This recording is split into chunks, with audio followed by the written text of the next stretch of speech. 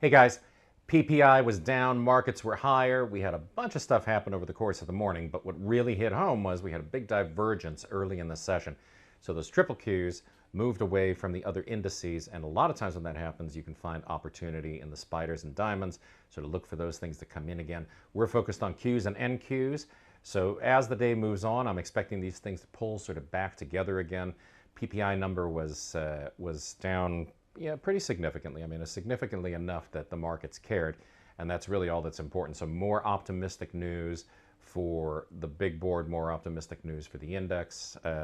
Looks like we're going to get some retracement back up into a range here, and then maybe a little bit more of a sell-off on the triple Qs going into the afternoon. But let's take a look at the strategy, because so far we've just been sitting and waiting. We had a ton of trades on our opening gaps, on the 2SD opening gap scans of Baltimore Chop. We had a bunch of trading plan stuff that went off. Everything was firing on all cylinders today, but we're still waiting for those Qs to come in and do something that makes some sense. So let's take a look at the charts and figure out what the game plan is going to be for the closing bell. Here it is. We are looking at a morning that had some pretty good swings, but really when you consider what it's doing, it's oscillating around the central pivot. So this is the value line, or the fulcrum, based on what we saw yesterday in terms of trading. So that's kind of where we expected the Qs to be trading today. When they opened, of course, we had another move back higher in reaction to that PPI number and everything else that was going on in the pre-market. So we had earnings. We had some retailers opening on gaps. We had TJX and we had Target that were on our 2SD scans this morning, so TJ Maxx and Target. So those stocks behaved in relation to the index that they are components of, right? So we had more of a relationship between TJ Maxx and TGT with the S&P and the Dow.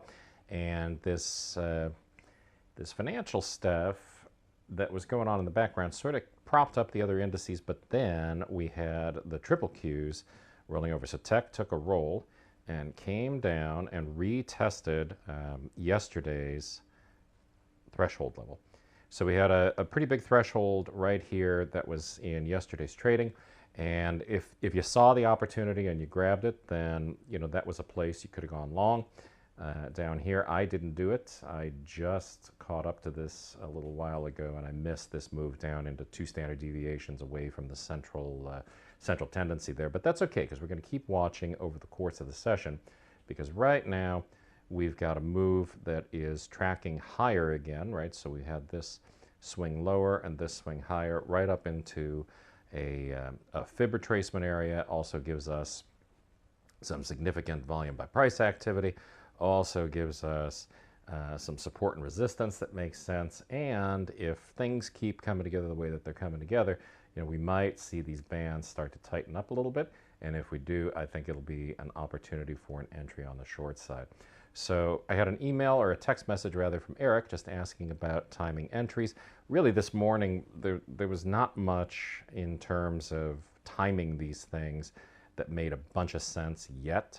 I think the best thing coming out of the market was this move lower up into here. That retracement corresponded to this, and that's where we had the big sell-off going into the close. And you could capitalize on that and catch it again, as long as you weren't too focused on the fact that the Dow and the S&P were just still ramping higher a little bit earlier in the session and trying to figure out what that relationship was. But I think that in terms of what's going on right now, I'd like to see it higher. I'd like to see it up into this overhead resistance again. If we get there, then on a technical level, I think we could see a move back down to this guy right here, or maybe even a retest of the central pivot.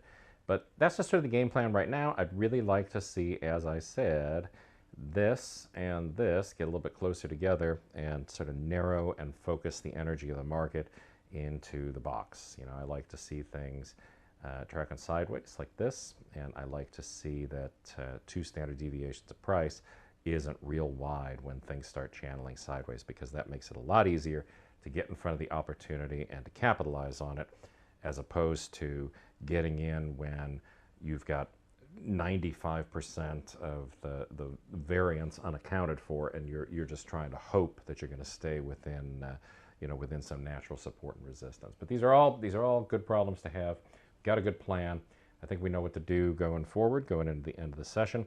Let's see if this reversal here catches, and if it does, we've got the opportunity right now, let's say from 385.72 down to the 385.40 level or so. But as I said, I'd really prefer to see it up at that 86.07 level. So if we get up there, then I think it's going to give us a better shot at things. All right. So with that said, I will see everybody later. And if you have questions, shoot them over. If you guys are in the room with us, if you're watching these trades live, then just pop them into the meeting chat, into the meeting Q&A. I'll be happy to answer them there. And otherwise, I'll see everybody tomorrow. All right. Have a great trading day. Hope it's going well for you.